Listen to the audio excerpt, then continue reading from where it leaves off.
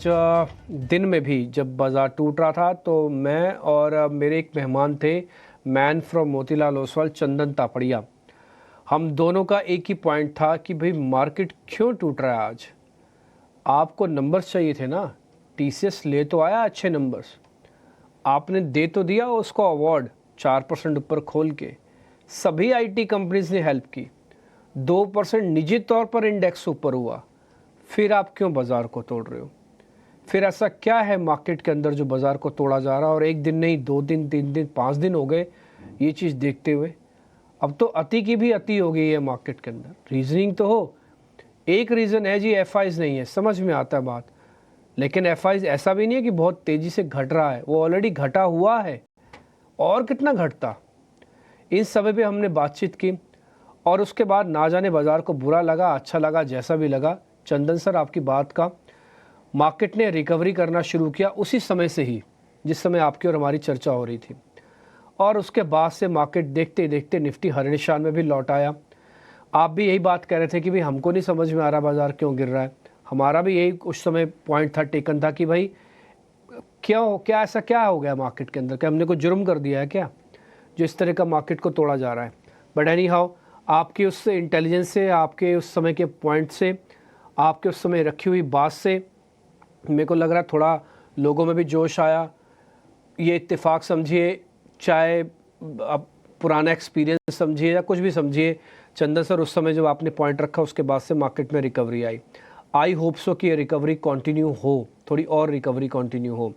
जरा बताइए sir, Nifty ने जो थोड़ा अटेम्प्ट लिया है अपनी आज गिरावट को ख़त्म करने का, ये कितने काबिल तारीफ़ है? जी नमस्कार।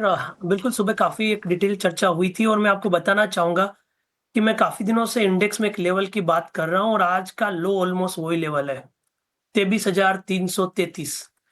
मेरा इस पूरे मूवमेंट में यही मानना है कि बाज़ार 2 लेवल को रिस्पेक्ट करेगा, 23,333, और उससे खराब हो गया तो 22,800। तो मेरे हिसाब से 23,333 को मार्केट को इज़्ज़त देना पड़ेगा। लास्ट टाइम भी यही लेवल था, हल्का-सा थोड़ा-सा नीचे फिसला था, 23,300 के नीचे गया और वहाँ से लगभग 1500-2000 पॉइंट की रिकवरी हुई थी। अभी भी मेरा जो लेवल है वो 23,333 है। सुबह की गिरावट के बाद इसी लेवल की वजह से मार्केट ने 200 पॉइंट की रिकवरी देखी है। तो मैं तो ये मानूँगा कि 23,333 एक मेजर लेवल का काम करेगा और ऊपर में जो लेवल रहेगा वो रहेगा 23,850 और 23,750। तो आपको 23,333 से 23,750, 23,850 ये ज़ोन आपको ट्रेड करनी पड़ेगी। 23,333 तोड़ेगा तभी हम मानेंगे कि एक बार के लिए और वीकनेस आएगी और वो 22,800 जाएगी। बट एज़ ऑफ नाउ 23,333 को ध्यान में रखते हुए हल्के-फुल्के बाउंस प्ले करें। बट याद रखें, ओवरऑल स्ट्रक्चर बाजार का प्रेशर है क्योंकि इंडेक्स में लोअर हाइज़ बन रहा है। नीचे के लेवल से भले ही रिकवरी है, बट रेजिस्टेंस निकल नहीं रहे हैं, लेवल्स नीचे की तरफ शिफ्ट हो रहे हैं और पिछले लगातार 7 दिनों से ऐसा हो रहा है। तो इम्पोर्टेंट इंडेक्स के लिए है कि लोअर हाइज़ के नेगेशन को नेगेट कर दे, तभी यहाँ पे बुल्स का कन्विक्शन आएगा शॉर्ट कवरिंग ट्रिगर के लिए। तो वो एक कंडीशनल सेटअप रहेगा, बट उसके बावजूद भी मेरा मानना है 23,333 से 23,750, 23,850 तक के टारगेट लगाना चाहिए। अब हम इंडिया विक्स की बात करें, तो इंडिया विक्स लगभग 1% की बढ़त है और पिछले लगभग आप देखोगे ऑलमोस्ट 27-28 वीक से तो 15-16 वीक्स का एक अपर बैंड है, 13 वीक्स का लोअर बैंड है।